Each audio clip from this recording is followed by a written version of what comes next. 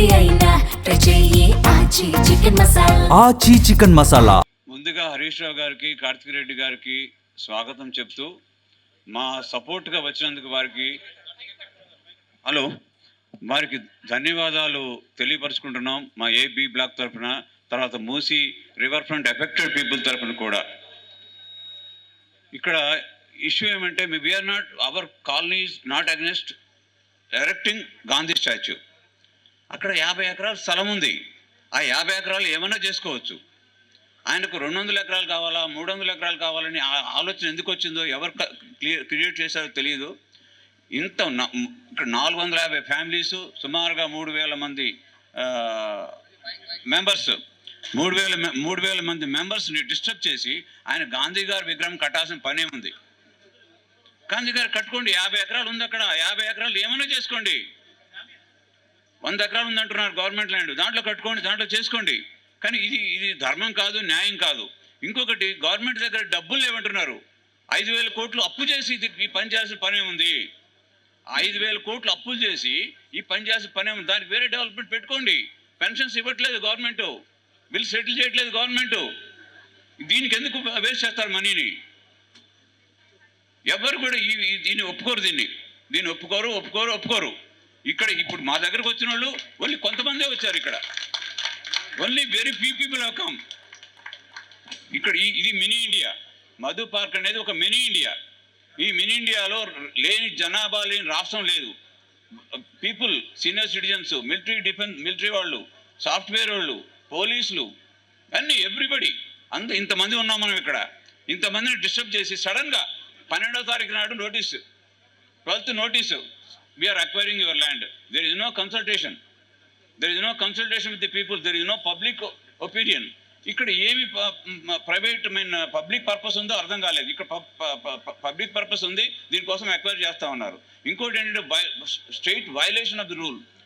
Exemption of government exempted this project from social impact assessment, which is not at all correct.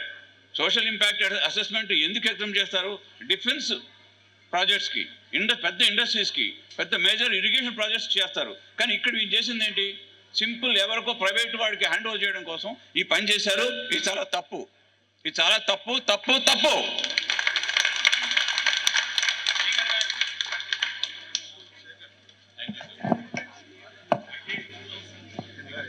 నమస్తే, నా పేరు శేఖర్. ఇక్కడ society తరపున మాట్లాడుతున్నాను.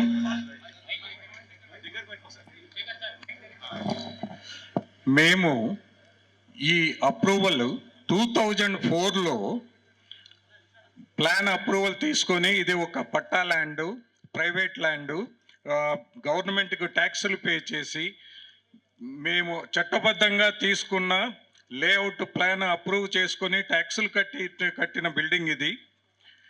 ఈరోజు 450 ఫ్యామిలీస్ ఇక్కడ నివసిస్తున్నాయి. ఒక గాంధీ స్టాచ్యూ కోసము ఇంతమంది ఫ్యామిలీస్ని రోడ్డున పడేయడము గవర్నమెంట్ అక్విజిషన్ నోటీస్ ద్వారా అంటే చాలా దారుణమైన పరిస్థితి. సీనియర్ సిటిజన్స్ కానీ, ఇక్కడున్న ఎడ్యుకేషన్ వైజ్ స్కూల్స్కి వెళ్తున్న పిల్లలు కానీ, వీళ్ళంతా కూడా అఫెక్ట్ అవుతున్నారు. ఈ విషయంలో మేమేమి ఇల్లీగల్గా ఉండట్లేదు, లీగల్గానే ఉంటున్నాము. ఆ రోజు నుంచి ఈ రోజు వరకు more than 15 years we are paying our taxes to the government. It is our right for shelter. అది కూడా లేకుండా ఈ ప్రభుత్వం నిరాశ్రయాలను చేస్తుందంటే నమ్మశక్యంగా లేదు. ఒక గాంధీ బొమ్మ కోసము ఇంతమందిని రోడ్డును పడేయవలసి వచ్చిందా? ఇది చాలా అన్యాయము, దారుణము. దీన్ని ఖండించాలి. అందరి సపోర్టు తీసుకొని దీన్ని ముందుకెళ్ళి మేము ఫైట్ చేయదలుచుకున్నాము. Thank you everyone. సాయిబాబా గారు. హలో, ముఖ్యంగా వేదిక మీద ఉన్నటువంటి పెద్దలందరికీ మనస్ఫూర్తిగా కృతజ్ఞత నమస్కారాలు చేసుకుంటూ, ముఖ్యంగా ఏంటంటే మా బోటి సీనియర్ సిటిజన్స్ ఎంతమంది ఉన్నారు, 70 ఏళ్ళు దాటిన వాళ్ళు, దగ్గర 50% సీనియర్ సిటిజన్స్ ఉన్నారు.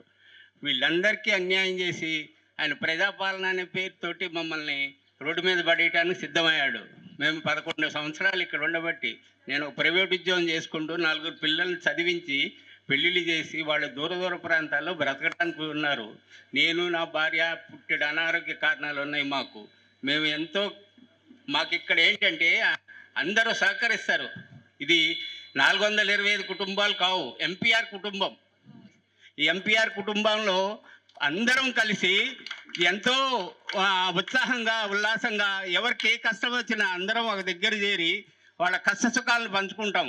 ప్రతి పూజా కార్యక్రమంలో ప్రతి సాంస్కృతిక కార్యక్రమంలో మేము పాల్గొని అందరం ఒక కుటుంబ సభ్యులుగా బ్రతుకుతాం ఇక్కడ. అటువంటి మమ్మల్ని రోడ్డున పడేసి ఆయన సాధించేది ఏంటో మాకు తెలియటం లేదు.